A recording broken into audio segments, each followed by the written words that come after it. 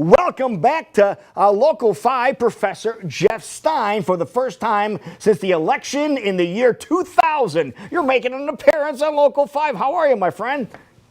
They finally forgot how that went, and they brought me back. I am well. Good morning. Good to see you again. Oh, man, it's been long travels, as we say here and there, and it's been more than a century ago, Professor Stein. We're going to talk about something that the Iowa Almanac is going to be focusing in here on today, things that happened on this day in Iowa history. And there was a moment that we needed to create some roads to get out of town because there weren't always these highways that we're so familiar with right now. And we're talking about one of the major ones coming out of Des Moines today. Absolutely right, Lou. If you travel on I-35 anywhere through the state of Iowa today, well, you have some fellow Iowans to thank for their work. It was back in March of 1911 that a group called the Des Moines, Kansas City, St. Joseph Interstate Trail Association was organized down in Lamoni, and a route between those cities was marked, with thanks from farmers, automobile clubs, and citizens in towns along the way. Now, officially, the highway then was a direct route between Fort Des Moines and Fort Leavenworth. That's how they picked the route. So it was a practical way to transport troops and also a good way to improve businesses for those cities. But that road was really just the start of expanding connections like that, right? Yeah, and that's how we get to today's story, Lou. It was on this day, January 5th of 1915.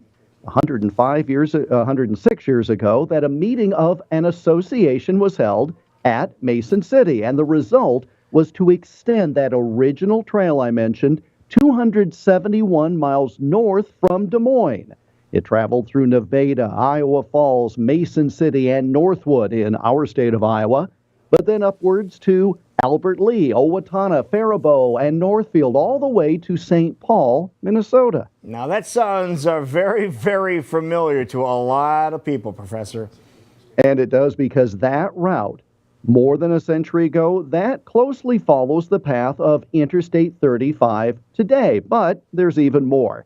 Later in that same year of 1915, Edwin Meredith, the publisher of Successful Farming magazine, organized a meeting in New Orleans. Now, his goal was to create a great north and south highway, named for the president who was responsible for the Louisiana Purchase.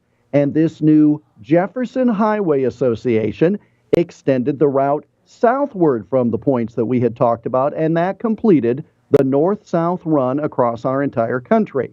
All made possible because of the success of the original trails that connected Iowa to our neighbors. And the connection that completed the run through Iowa was organized on this very date back in 1915. All right, so I-35 is there, but it's not exactly where this first route was plotted out, but it's very, very close, right?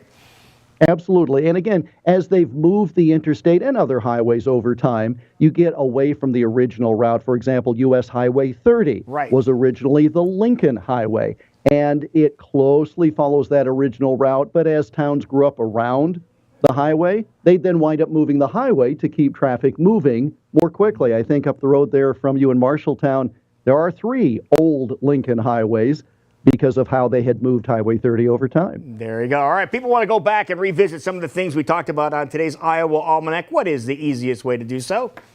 Just fire up the web, iowaalmanac.com. We're also social, so you can follow us on Twitter, Instagram, and even Parler at Iowa Almanac. All right, Professor, have yourself an awesome day. We'll see you next time here on Iowa Live on Local 5. Thanks a lot, Lou. Have a great day now. All right, buddy. Take it easy.